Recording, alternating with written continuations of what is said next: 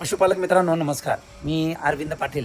पशुपालक मित्रांनो, ह्या डेअरी व्यवसायामध्ये वासरू संगोपनाचं यश काय असतं हे अगदी आम्ही जवळून पाहिलेलं आहे. डेअरी व्यवसायामध्ये जर तुम्हाला खरोखरच प्रगती करायची असेल, त्याचबरोबर पुढं जायचं असेल, तर आपल्याला काही गोष्टी समजून घेतल्या पाहिजेत. आणि सगळ्यात महत्त्वाचा विषय काय की या डेअरी व्यवसायामध्ये जनावर खरेदी करून चालणार नाहीत. खरेदी तर पहिला सुरुवातीला करावीच लागेल, पण तिच्या पोटाला जन्माला येणाऱ्या गाईच्या पाड्या ह्या अतिशय सुंदर, चांगल्या, जातीवंत आणि कमीत कमी दिवसाला 25-30 लिटर दूध देणाऱ्या गाईच्या पाड्या तयार व्हाव्यात, यासाठी सिमेंटसुद्धा अतिशय महत्त्वाचं आहे. तर मित्रांनो, हा माझा मुक्त गोठा आहे. वासरू जन्माला आलेल्यापासून समोरच्या बाजूला चाटायला टाकणं आणि तेव्हापासून ते आत्तापर्यंतचा डिलिव्हरीचा प्रवास हा जर बघितला तर जबरदस्त आहे. मित्रांनो, तुम्ही बघू शकता माझ्या गोठ्यातली ही HFची जी गाय आहे. या ठिकाणी मी तुम्हाला दाखवतो जरासं. हा व्हिडिओ तुम्ही शेवटपर्यंत बघा, तुम्हाला मला काही गोष्टी समजावून सांगायच्या आहेत. तर पशुपालक मित्रांनो, हिला बरोबर 9 महिने 6 दिवस झालेले होते. 1-2 दिवस मागं पुढं झालं, पण ही व्याली नुकतंच, हे ना आता जवळजवळ 10 मिनटं झाले. आता हिला मी भुसकटावर मी टाकणार आहे या ठिकाणी. आणि समजून घ्या, हिची डिलिव्हरी खूप चांगली झाली. आता हिचं वय जर बघितलं तर हिचं वय जवळजवळ 20-21 महिने झालेले आहेत. 21 महिन्यामध्येच ही आई झाली. अगदी सांगायला झालं तर कासेची रचना अगदी बेंबीपासून ते अगदी इकडं पाठीमागं जिथून कासेला सुरुवात होते त्या लघवीच्या जागेपासून या ठिकाणी झालेले आहे. चारी थानं चौकावरती आहेत आणि हे खूप चांगल्या पद्धतीनं या ठिकाणी म्हणजे अनुभव आला. त्याचबरोबर या ठिकाणी ही सगळी जनावर अगदी व्यवस्थित या ठिकाणी तयार, लहानाची मोठी झाली. तर मित्रांनो, खरं शास्त्र तुम्हाला समजायला सांगायचं झालं तर या ठिकाणी हे जनावर चाटतं. आता याच्या पाठीमागची काय कारणं असतात, तर हे जनावर जेवढं चाटल तेवढं त्या कालवडीला सुद्धा या ठिकाणी पहिल्या वेळेला मी जर्शी भरवलेली होती, त्या ठिकाणी त्याला उठण्यासाठी चालना मिळते. आणि आई का चाटत असते तर याच्या पाठीमागची काही कारणं आहेत. हिंस्र प्राणी इकडे येऊ नयेत आणि एखाद्या वासराला नेऊ नये म्हणून हा पुरावा नष्ट करण्याचं काम या ठिकाणी ह्या कालवडीचं म्हणजे ह्या आईचं चाललेलं आहे. या ठिकाणी तुम्ही बघू शकता, हे चाटण्यामुळे शरीरामध्ये तयार होणारे जे हार्मोन्स आहेत, अगदी मातृत्व, हंबरणे, ओरडणे, या सगळ्या गोष्टी याच्यामध्ये चालू आहेत. किती चांगल्या पद्धतीनं चाटत आहेत ते तुम्ही बघू शकता. आणि या ठिकाणी ह्या चाटण्यामुळे काय होतं, शरीरामधले हार्मोन्स तयार होतात. आणि सगळ्यात महत्त्वाचा विषय काय की ह्या गाईला या ठिकाणी जार पडण्यासाठी मदत होते. तर आज बघा, अगदी कासेमधून धारा लागलेल्या आहेत. अगदी म्हणजे प्रश्नच नाही, चीक सुद्धा खाली पडायला चालू झालेला आहे. एवढे हार्मोन्स तयार होतात फक्त वासरू चाटायला टाकत चला. आता ही पाडी आहे, मादी झाली.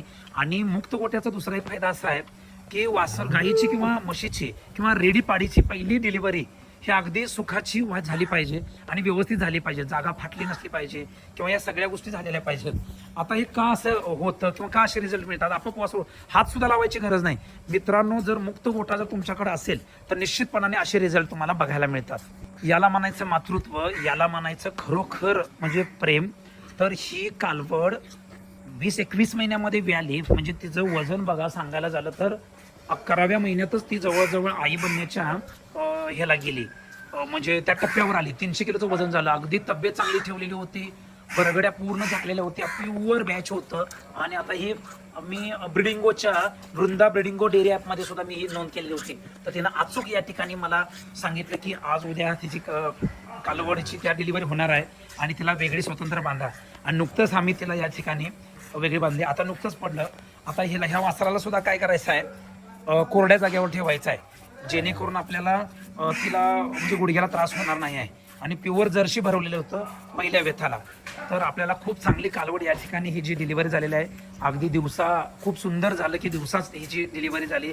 आता डिलिव्हरी झाल्यानंतर नेमकं काय करायचं याबद्दल सुद्धा मी तुम्हाला या ठिकाणी मार्गदर्शन करणार आहे. तर आता याला पहिल्यांदा काय करूया, एक अर्धा किलो गूळ देऊया आणि पाणी पण या ठिकाणी देऊया. पाणी आता त्या ठिकाणी मी सोय केलेली होती, पाणी भरपूर प्रमाणात त्या ठिकाणी पिलेलं आहे तिनं. तर हे लक्षात घ्या की आता हे चाटणं म्हणजेच मातृत्व आहे. आता याच्यामध्ये काय होतं, शरीरामध्ये हार्मोन्स तयार होतात आणि दुसरी गोष्ट जार पडण्यासाठी खूप म्हणजे मदत होते. तर हे अतिशय महत्त्वाचं आहे की त्या लहान कालवडीला चाटायला समोरच्या बाजूला ठेवायचं.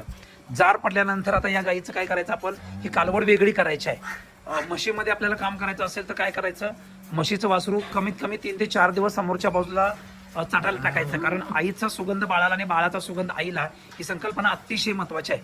आता नुकतंच 15-20 मिनिटं झालेले आहेत.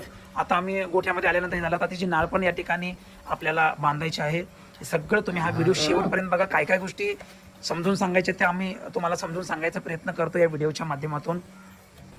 पशुपालक मित्रांनो, डिलिव्हरी झाल्यानंतर अर्धा किलो गूळ खायला घालणं हे अतिशय गरजेचं आहे. कारण गूळ खायला घातलं की जनावराच्या शरीरामध्ये थोडीशी एनर्जी पण येते आणि पाणी पण या ठिकाणी त्याला द्यायला पाहिजे.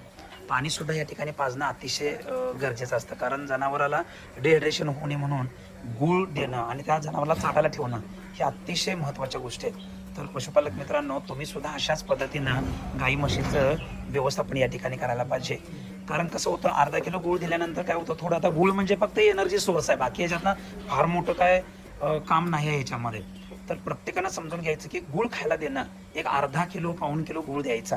आणि बाहेरच्या जर बघितलं तर राज्यामध्ये आता पंजाब हरियाणामध्ये तर ते जनावराला गुलकंद पण देतात आणि त्याच्यामुळे आपल्याला काय होतं ते की त्याची एनर्जी वाढते आणि जरासं जनावर चांगलं जार पाडायला मदत होते, जनावर पाना चांगलं करतं. तर अशा पद्धतीनं त्या जनावराला गूळ देणं अतिशय गरजेचं आहे. आता आपल्याला काय करायचं आहे, ही जी नाळ आहे बेंबीच्या खालच्या बाजूला 2 इंच खाली ठेवायची बांधा ती गाठ. आता 2 इंच खालच्या बाजूला सोडायचं आणि शिल्लक राहिलेलं जे आहे ती नाळ आणि ते दोरा त्या ठिकाणी काय करायचं आहे, ब्लेडच्या पानानं कट करायचा. आणि अशा पद्धतीनं कट केलं की त्याला प्रोव्हायडिन आयोडीन किंवा आयोडीन टिंक्चर त्याच्यामध्ये हे करायचं आहे, 1-2 थेंब किंवा थोडंसं त्याच्यावर ओतायचं आहे, जेणेकरून काय होईल, त्याला इन्फेक्शन होणार नाही, बेंबीचं बोंबट होणार नाही. तर ही जर्शी भरवलेली होती या ठिकाणी. कारण काय, पहिली डिलिव्हरी ही नॉर्मल व्हायला पाहिजे. कधी कधी वळू मोठा होतो आणि त्या ठिकाणी जनावराचं वासरू बाहेर येत नाही, मग योनी मार्ग फाटला जातो, जनावराला त्रास होतो. ह्या सगळ्या गोष्टी आहेत. काय काय केलं बघा, जनावराला समोरच्या बाजूला चाटायला टाकलं. आता या कॉन्क्रीटवर सुद्धा चालत नाही, हे सुद्धा 100% चुकीचं आहे. पण आता नुकतंच 15-20 मिनिटं झालेले आहेत आणि आपण ते सगळी प्रोसेस आपल्याला ती करायची आहे. आता आपण काय करायचं आहे, त्या जनावराला समोरच्या बाजूला पाणी पण त्या ठिकाणी ठेवायचं आहे. पाणी, कारण पाणी सुद्धा अतिशय महत्वाचं आहे. पशुपालक मित्रांनो, डिलिव्हरी झाल्यानंतर पाणी अतिशय महत्वाचं आहे. पाणी सुद्धा, आता हे बघा तुम्ही, पाणी सुद्धा ताजं स्वच्छ आणि थंड पाणी प्यायल्यामुळं काय होतं की जनावराचं डिहायड्रेशन कमी होतं. म्हणजे पाणी अतिशय महत्वाचं आहे. त्यानं काय काय केलं बघा, म्हणजे ह्या गोष्टी नॅचरल आहे त्या समजून घ्या.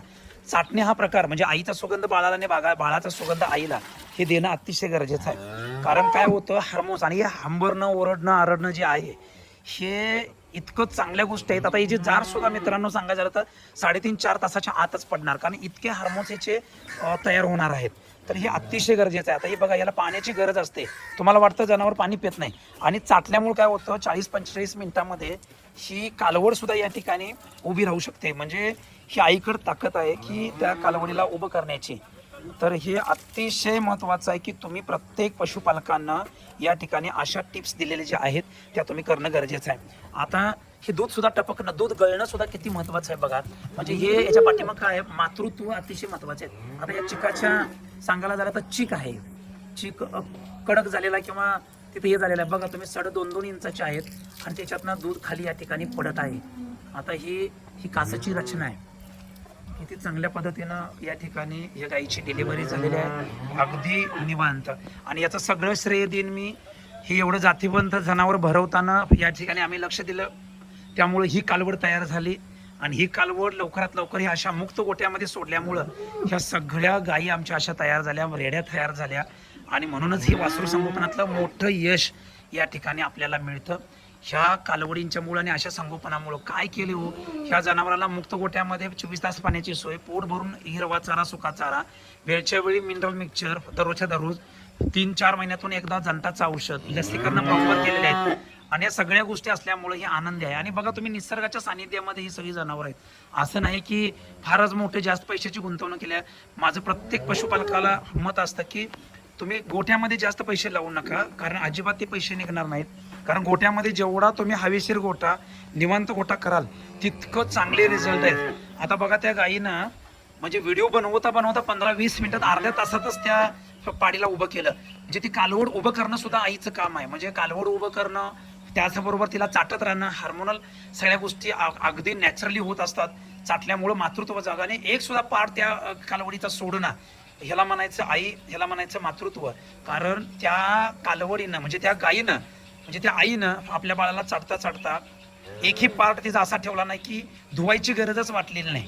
कारण ह्या सगळ्या महत्त्वाच्या गोष्टी आहेत. आता आमचं हे डिलिव्हरी रूममध्ये जातं, पण आम्ही हे टाकायच्या अगोदरच 3 दिवस गेले. आम्ही आज नियोजन केलं होतं हिला त्या डिलिव्हरी रूममध्ये ठेवायचं, पण नॅचरल पद्धतीनं आता हे 4-4:30च्या दरम्यानच दुपारी वेळ आली. तर हे अतिशय महत्त्वाचं आहे. आता ही कालवड जी आहे, ही कालवड आता आपण डिलिव्हरी रूममध्ये, कारण रात्री अपरात्री जर या ठिकाणी जर काय म्हणजे कुत्र्यानं वगैरे जर जार खाल्ली किंवा काहीतरी दगापटका झाला तर होऊ नये, यासाठी आम्ही काय करणार आहे, हिला डिलिव्हरी रूममध्ये ठेवायचं नियोजन केलेलं आहे. आता ही डिलिव्हरी रूममध्ये ठेवायचं आहे. आता ती डिलिव्हरी रूममध्ये अगदी व्यवस्थित गेलेली आहे. याला म्हणायचं मातृत्व, याला म्हणायचं व्यवस्थापन. त्या सगळ्या गोष्टी अतिशय महत्त्वाच्या आहेत. आता या ठिकाणी ही डिलिव्हरी रूममध्ये आलेली आहे. त्याला आता या ठिकाणी चारा टाकायचा समोरच्या बाजूला आणि पाण्याची व्यवस्था इथं आहे. तर हे अतिशय महत्त्वाचं आहे की हे जनावर या ठिकाणी ठेवलं गेलं पाहिजे.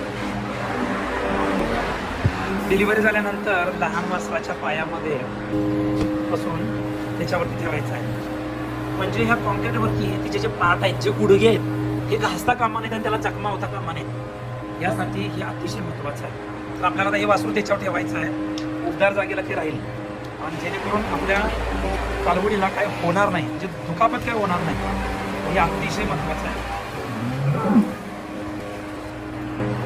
तर अशाच पद्धतीनं तुम्ही तुमच्या जनावराला असंच एखादी डिलिव्हरी बांधायची, जेणेकरून त्याच्यामध्ये कुठल्याही प्रकारचा कावळा किंवा त्याच्यामध्ये कुत्रं वगैरे काहीच येणार नाही. तर हे कुत्रं वगैरे येऊ नये म्हणून आम्ही सगळं एवढं बंदिस्त केलेलं आहे. तर हे अतिशय गरजेचं आहे की आपण आपल्या जनावरांची काळजी घेणं आणि आपल्या लहान वासरांना हिंस्र प्राण्यापासून वाचवणं हे तुमचं कामच आहे.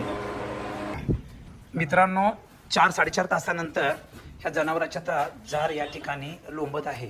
म्हणजे वासरू ठेवलेल्याचा जो फायदा आहे, हा फायदा हाच आहे. जवळजवळ 80 ते 90% जार या ठिकाणी बाहेर आलेले आहे. हे बघण्यासाठी सुद्धा आम्ही आलो होतो. बरोबर माझ्या माहितीवर 4-4:30 वाजता गाय व्याली, वासरू पडलं, 5 वाजेपर्यंत ती प्रोसेस पूर्ण झाली. त्यानंतर आम्ही ह्या डिलिव्हरी रूममध्ये आणून ठेवली आणि समोरच्या बाजूला भुसकटावरती हे वासरू ठेवलं. आणि वासरू तर तिनं अर्धा तासामध्ये उभं तर केलंच, पण जार पडण्यासाठी ते ओरडणे, हंबरणे, म्हणजे शरीरामध्ये हार्मोन्स तयार करण्यासाठी तिनं खूप आरडाओरडा पण केला. त्यानंतर आपण 4 तासाच्या आत दूध पण काढलं, म्हणजे चिकाचं प्रमाण पण काढून घेतलं. साधारणतः 4-4.5 लिटर चिक पण काढला. त्याने वासराला पण सोडून दिला.